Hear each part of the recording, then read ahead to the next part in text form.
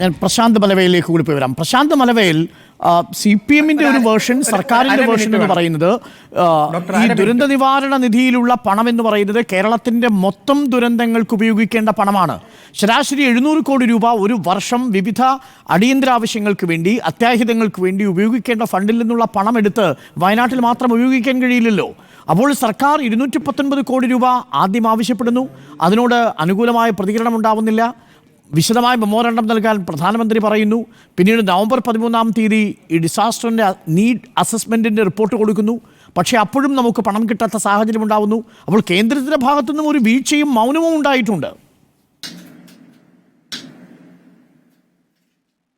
Doctor Arun, ഇത് തന്നെയാണ് ഇന്ന് കോടതി ചോദിച്ചത്.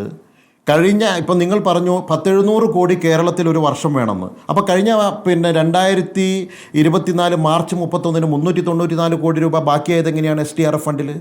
അപ്പം അത് ബാക്കിയായത് എങ്ങനെയാണെന്നറിയോ? അത് ശരിയാണ്, കൊടുക്കാത്തത് കൊണ്ടാണ്. പുത്തുമല 2018 ആളുകൾ പുത്തുമല ദുരന്തത്തിൽ മരിച്ചവർ ഇന്ന് മണ്ണിനടിയിൽ കിടക്കുന്നവരുണ്ട്, അവർക്ക് വീട് കിട്ടാത്തവരുണ്ട്. അവർക്കൊന്നും കൊടുക്കാത്തത് കൊണ്ട് തന്നെയാണ് ഈ 394 കോടി രൂപ അവിടെ ബാക്കിയായിട്ടുള്ളത്. അതൊരു വസ്തുതയാണ്, അതവിടെ നിൽക്കട്ടെ. ഞാൻ പറയുന്നത് അതിനുശേഷം നടന്നിട്ടുള്ള പല കാര്യങ്ങൾ, അതായത് ഈ 388 കോടി രൂപ അതിനുശേഷവും ട്രാൻസ്ഫർ ചെയ്ത് കൊടുത്തു. ആ പണം ഇതിനൊന്നും ഉപയോഗിക്കാൻ സാധിക്കില്ല എന്ന് പറഞ്ഞാൽ ഇതൊരു വിചിത്രവാദമല്ലേ?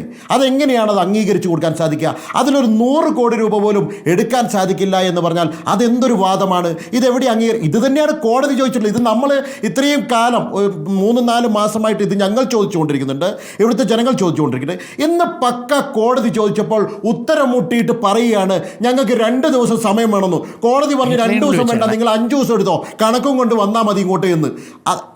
അതല്ലേ യാഥാർത്ഥ്യം? 2 ദിവസം ചോദിച്ചപ്പോൾ 5 ദിവസം കൊടുത്തു. കോടതി ഈ നാട്ടിലെ ജനങ്ങളോടൊപ്പമാണ്, ദുരന്ത ബാധിത മേഖലകളോടൊപ്പമാണ്.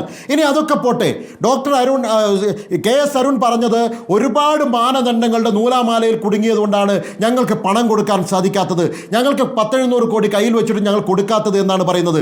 ഒരു നൂലാമാലയും ഇല്ലാത്ത 1700 കോടി CMDRF മുഖ്യമന്ത്രിയുടെ ദുരിതാശ്വാസ നിധിയിലുണ്ടല്ലോ. നിങ്ങൾ എന്താണ് കൊടുത്തിട്ടുള്ളത് അതിൽ നിന്ന്?